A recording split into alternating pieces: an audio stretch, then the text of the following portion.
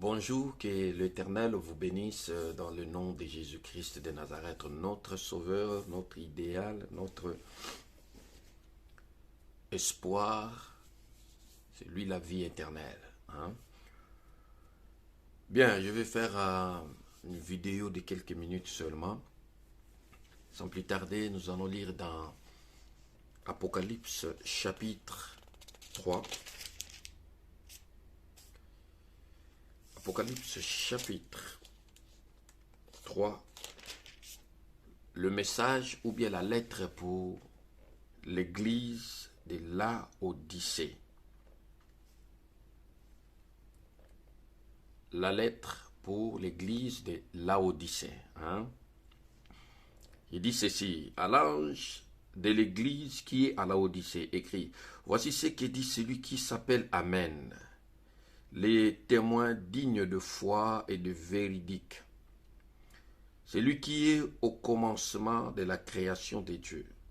Je connais ta conduite. Je sais que tu n'es ni froid ni bouillant. Ah, si seulement tu étais froid ou bruyant. Mais puisque tu es tiède, puisque tu n'es ni froid ni bouillant, je vais te vomir de ma bouche. Tu dis: je suis riche, j'ai amassé de trésors, je n'ai besoin de rien. Et tu ne te rends pas compte que tu es misérable et pitoyable, que tu es pauvre, aveugle, nu. C'est pourquoi je te donne un conseil. Achète chez moi de l'or purifié au feu pour devenir réellement riche. Des vêtements blancs pour te couvrir afin qu'on ne voit pas ta honteuse nudité. Et un collier pour soigner tes yeux afin que tu puisses voir clair. Moi, ce que j'aime, je le reprends et je le corrige. Fais donc preuve des zèles et change. Voici, je me tiens devant ta porte. Je frappe. Si quelqu'un entend ma voix, ouvre la porte. J'entrerai chez lui, je dînerai avec lui et lui avec moi. Bien. Ce message est pour toi. L'église de Laodicée. J'ai déjà parlé quelque part, qu'on m'avait invité. J'ai prêché, j'ai dit, les 7 églises d'Asie mineure que vous voyez là, dans l'Apocalypse chapitre 2 et chapitre 3, un jour le Seigneur m'a dit: Matou, oui, ce sont des églises, mais c'est aussi cette catégorie de personnes que vous allez retrouver dans les assemblées des chrétiens, donc dans l'église. Matou, vous allez trouver, vous mes serviteurs, là où vous conduisez mon peuple,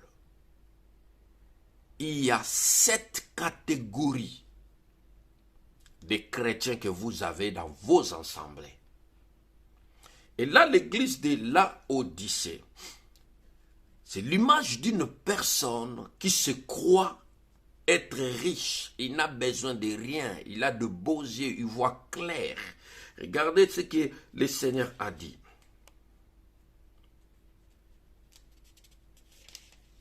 Il dit: tu dis tu es riche. Tu as amassé des trésors. Tu n'as besoin de rien. Tu n'as pas besoin de Dieu parce que tu es riche, tu as beaucoup d'argent, tu es je ne sais pas, directeur, tu es au-dessus, tu es célébrité, tu n'as besoin de rien. Faux. Et l'Éternel dit ceci, il dit: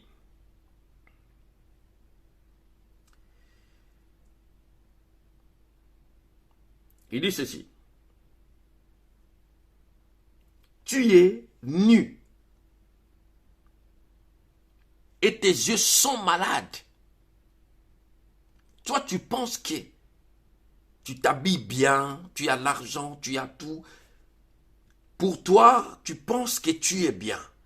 Mais lui, quand il te regarde, il te voit nu. Souvenez-vous, dans le jardin d'Éden, quand Adam, il s'est vu nu, il s'est senti nu, il dit, il se cache. Il se cache. Donc, je me cache parce que je suis nu. La nudité doit se cacher. C'est-à-dire, seul moyen qu'on peut couvrir, comment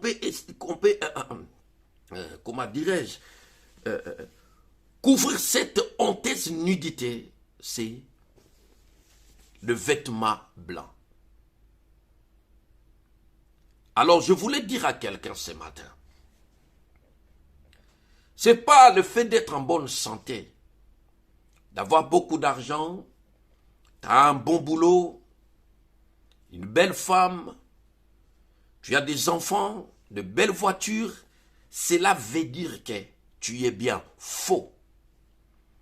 Le problème, c'est quoi? Toi, tu te contentes de ce que tes yeux voient. Mais il y a quelqu'un qui te voit. Toi, tu penses que tu es bien. Ah oui, oui, moi, ça suffit comme ça pour moi. Je suis bien, je suis. Mais il y a quelqu'un qui s'appelle Éternel, Dieu. Lui, quand il te regarde, il te voit nu. Pauvre. Toi, tu penses que tu vois bien. Non, tu ne vois pas bien. Tu as besoin de collyre de l'Éternel. Collyre spécial. C'est pour cela qu'il dit ceci. Tu n'as pas de position. Tu n'as pas de position. Tu n'as pas pris position. Hein? Tu n'as pas de position. Tu es ni froid. Tu es ni chaud. Ah oui, oh, laissez-moi vos trucs là. Oui, c'est bien. Mais Dieu veut ce matin que tu prennes position. Ou tu es de son côté, ou bien tu es de l'autre côté.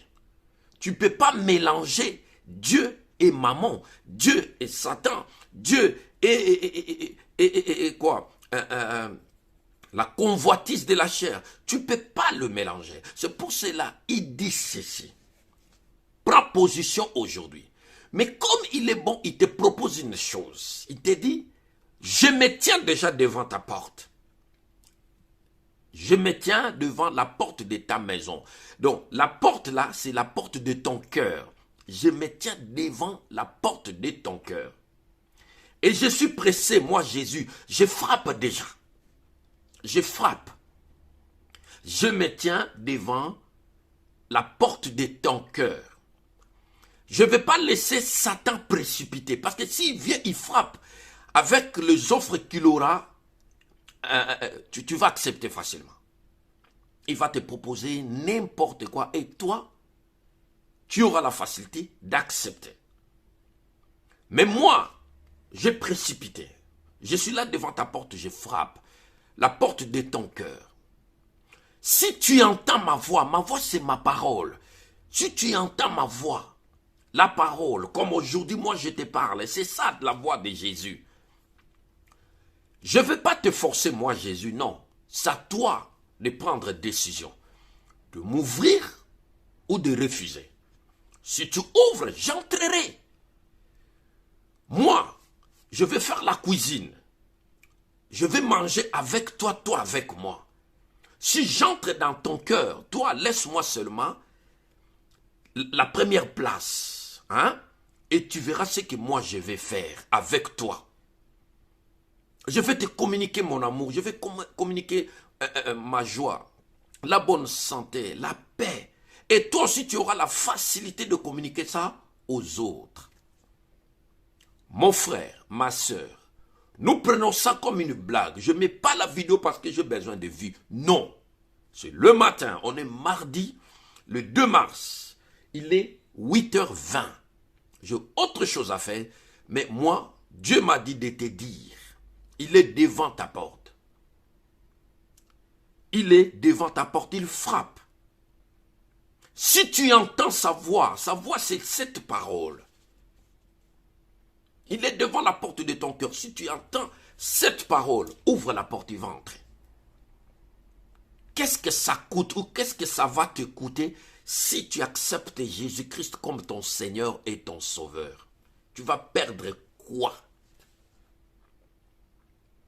Tu l'acceptes et tu marches comme lui, il le veut. Or,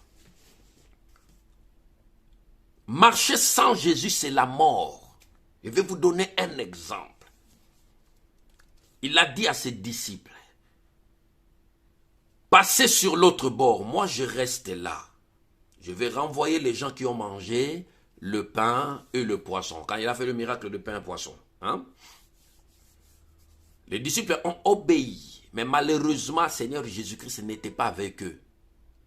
Parce qu'ils étaient déjà des hommes de peu de foi. C'est ça le problème. S'ils étaient des hommes de foi, il aurait traversé sans problème. Mais ils avaient les hommes de peu de foi. Si vous regardez d'autres trucs qui sont passés avec Jésus et ses disciples, vous allez comprendre. Ils étaient des gens de peu de foi. Et qu'est-ce qui s'est passé? Ils ramaient toute la nuit. Ils ne pouvaient pas. Et c'est vrai, parce que Seigneur Jésus-Christ n'était pas là. N'était pas là. Et eux, ils étaient les hommes de peu de foi. Les disciples d'Emmaüs, qu'est-ce qu'ils ont dit au Seigneur Jésus après la résurrection, dans Luc? Quand ils sont arrivés dans leur village, et le Seigneur Jésus-Christ fait semblant, c'est comme s'il voulait continuer la route. Oh, ne passe pas comme ça, ils vont te tuer comme ils ont tué Jésus-Christ. Reste avec nous. Donc quand Jésus reste avec toi, tu es un homme heureux. Vous comprenez? Tu es un homme heureux. Je ne sais pas si tu me comprends bien. Donc, quand Jésus-Christ est resté avec les disciples d'Emmaüs, il leur a demandé, avez-vous un pain? Oui. Quand il a pris, il a rompu, et paf, il a disparu. Waouh! C'est eux qui avaient dit au Seigneur, je crois, selon moi, c'était à peu près 18h, 19h comme ça. Hein? Mais quand le Seigneur a rompu le pain, il faisait déjà noir. Hein? Eh oui. Mais eux, ils sont retournés jusqu'à Jérusalem. Ils n'avaient plus peur. Vous comprenez? Donc c'est pour vous dire, ou pour te dire, ouvre ta porte, il est là. Il est là. Il frappe. Si tu entends mon message ce matin, ouvre ta porte, il va entrer. Tu ne perdras rien. C'est au contraire, tu vas gagner. Que le Seigneur vous bénisse dans le nom de Jésus qui est mort pour nous. Et passez une belle journée.